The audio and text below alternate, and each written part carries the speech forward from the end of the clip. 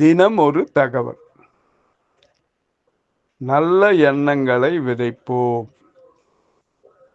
அது ஒரு அழகான பள்ளிக்கூடம். 8ஆம் வகுப்பு வரைக்கும் இருக்கு அந்த பள்ளிக்கூடம். Middle school. அந்த ஸ்கூல்ல ஒரு வாத்தியார் பாடம் நடத்திக்கிட்டு இருந்தார்.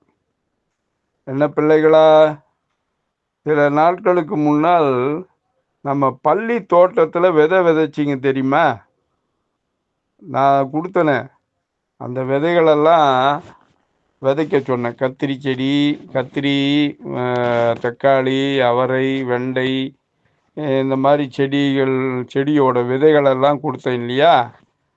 அதை விதைச்சிங்களே, தினமும் அதுக்கு தண்ணி ஊற்றி பராமரிச்சின்னு வர்றீங்களா அப்படின்னு கேட்டார். அதுக்கு மாணவர்கள் என்ன பண்ணாங்க, ஆமாம் சார், நாங்கள் விதைச்சதோடு இல்லாமல் தினமும் அந்த தோட்டத்தில், நம்ம பள்ளிக்கூடத்தில் இருக்க தோட்டத்தில் விதைச்சது இல்லாமல் அது பாத்தி கட்டி அழகாக தண்ணி ஊற்றி அதை நல்லா கவனிச்சிட்டு வரோம் சார். சரி, அப்படின்னா அந்த செடிகளை எல்லாம் எப்படி வளர்ந்துருக்குன்னு இப்போ போய் பார்க்கலாமா? சரி சார், வாங்க சார் போய் பார்க்கலாம் அப்படின்னு.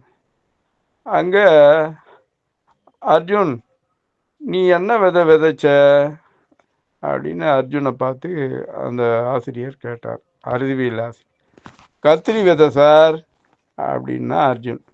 சரி, மற்றவங்க, தருண், நீ என்ன விதை விதைச்ச சொல்லுங்க அப்படின்னா, தக்காளி சார். ஒவ்வொருத்தரும் ஒன்று ஒன்று சொல்கிறாங்க. அவரை சார், பூசணி சார், பீர்க்கங்காய் சார், சுரக்காய் சார், வெண்டைக்காய் சார், பாகல்காய் சார், புடலை, முள்ளங்கி, பீன்ஸு, அவரை, கீரை அப்படின்னு ஒவ்வொரு மாணவரும் ஒரு ஒரு விதையை சொன்னாங்க. சரி அர்ஜுன், இப்போ உங்கள் செடி கொடிகளை எப்படி வளர்ந்துருக்குன்னு பார்ப்போமா அப்படின்னார்.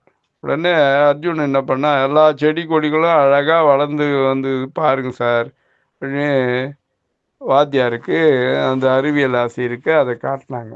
இவங்க பாத்தி கட்டி அழகாக அது பந்தல் போட்டுலாம் கூட, அந்த புடலை, பாகல் செடியெல்லாம் படறதுக்கு பந்தல் போட்டு கூட அது அழகாக பண்ணி வச்சுருந்தாங்க. அந்த அர்ஜுனை பார்த்து, நீ என்ன விதை விதைச்ச அப்படின்னு கேட்டார். சார், நான் கத்திரி விதை விதைச்சேன் சார் அப்படின்னா. கத்திரி தானே விதைச்ச, அந்த கத்திரி செடியில் தான் இந்த தக்காளி முளைச்சதா அப்படின்னு கேட்டார். என்ன இது, கத்திரி செடியில் தக்காளி முளைச்சதா, தக்காளி வருதா, என்ன சார் இப்படி கேட்குறீங்க அப்படின்னு அர்ஜுனு. சார், என்னை சோதிச்சு பார்க்கறதுக்கு தானே இந்த மாதிரி கேட்குறீங்க. தெரியும் சார். ஏன் சார், கத்திரி செடியில் கத்திரி தானே சார், நம்ம என்ன விதை விதைக்கிறோமோ அதான் சார் வரும். கத்திரி செடியில் கத்திரி தான் வரும், தக்காளி செடியில் தக்காளி தான் வரும். அதை விட்டுட்டு கத்திரி செடியில் எப்படி சார் தக்காளி முளைக்கும் அப்படின்னு, என்ன விதைக்கிறோமோ அந்த செடி தான் சார் முளைக்கும் அப்படின்னு சொன்னால் அர்ஜுன். என்ன பிள்ளைகளா, அர்ஜுன் சொல்கிறது சரிதானே அப்படின்னாரு. ஆமாம் சார், என்ன விதை விதைக்கிறோமோ அதை விதையிலிருந்து அதற்குரிய செடி தான் சார் முளைக்கும் அப்படின்னு எல்லா மாணவர்களும் சொன்னாங்க. உண்மைதான் குழந்தைகளே, எதை விதைக்கிறோமோ அதையே அறுவடை செய்கிறோம். அதுபோல் நம்முடைய மனதில் என்ன மாதிரியான எண்ணங்கள் விதைக்கிறோமோ அவைதான் நமக்கு திரும்ப கிடைக்கும். இதையும் நாம் தெரிந்து கொள்ள வேண்டும்னு அந்த அறிவியல் ஆசிரியர் மாணவர்களுக்கு சொன்னார்.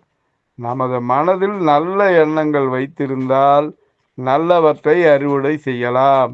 மாறாக கெட்ட எண்ணங்களை வைத்திருந்தால் கெட்டவையாகவே நடக்கும். அதனால் எப்பொழுதுமே நாம் என்ன பண்ணோம், நல்லதை மட்டுமே சிந்திக்க வேண்டும், நல்லவற்றை மட்டுமே செய்ய வேண்டும். குழந்தைகளே, இனி நீங்கள் கெட்டதை விலக்கி நல்லதை மட்டுமே உங்கள் மனதில் விதைக்க வேண்டும், சரியா அப்படின்னு அந்த அறிவியல் ஆசிரியர் கேட்டார். விதைப்பதுதான் கிடைக்கும் என்பது தெரிந்தது தான் சார் அப்படின்னா அர்ஜுன்.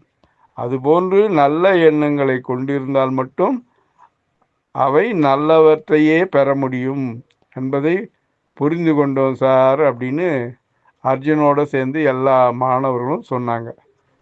இந்த நீதி என்னன்னா, நாம் நம் எண்ணங்கள் சிறப்பாக இருந்தால் அதனால் உருவாகும் விளைவுகளும் நமக்கு சிறப்பாக அமையும் என்பதுதான். என்ன விதைக்கிறோமோ அதுவே தான் கிடைக்கும். நல்லதே நினைப்போம், நல்லதே நடக்கும். அன்புடன் நம் தணிகானந்தம், சேந்தமங்கலம். மீண்டும் நாளைய தினம் ஒரு தகவலில் சந்திப்போம்.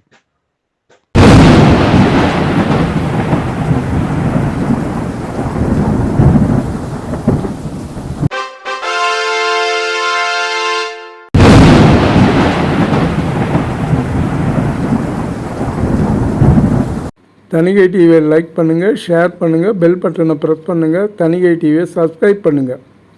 வணக்கம்.